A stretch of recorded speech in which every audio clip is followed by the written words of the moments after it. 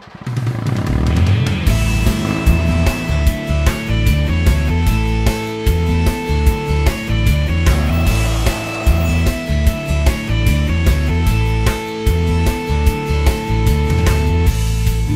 mo ba ng dagdag kita at kaalaman para sa'yo at pampamilyang kabuhayan? Makakatulong sa'yo magkanegosyo, umasenso.